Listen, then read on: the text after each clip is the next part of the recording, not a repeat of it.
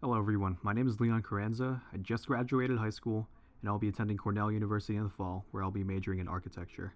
I want to practice living a frugal lifestyle in college because when I finally become an architect, I want to have the financial freedom to choose jobs that are personally fulfilling to me.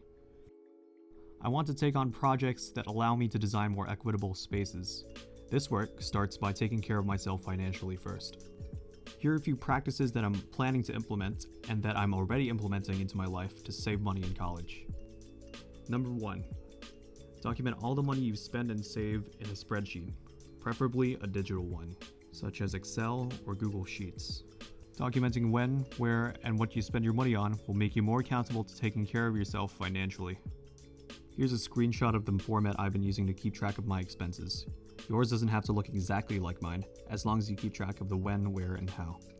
Here you can see I calculated the total expenses for the month in cell 29E through a sum program that takes from cells E19 to 23. In a separate tab, I've labeled income/savings. I came up with a few example ways that we earn money and apply the same sum function to calculate a total.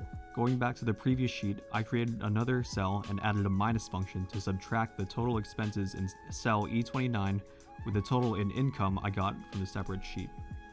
You can make sheets like these to see how much canceling a gym membership might affect your budget. I want to see if I'd be able to work out with equipment in my dorm and maybe go running outdoors. Tip number 2. Evaluate your food budget. Like cutting on gym, this is a question born out of necessity. I've gotten tips from upperclassmen to decide what meal plan works best for me. If I can go with fewer meal swipes, I can opt to change my meal plan by a certain date. And if I can do with less, my plan is to budget for groceries that I can use to meal prep for the week. Am I averse to eating out with friends? Absolutely not. Just make sure you can budget it well and learn when to say no. It's important to surround yourself with people you like in a stressful college environment, but make sure you're able to moderate the time. Maybe suggest activities that don't cost money. It's important to put your health first, so find a plan that works for you. We all have dietary requirements that need to be met, and they ideally shouldn't be put off. The third practice I plan to include in my frugal lifestyle is being environmentally conscious. I have access to an iPad, so I'll take every opportunity I can to get my textbooks digitally. Not only does it save paper, but it also saves a lot of money.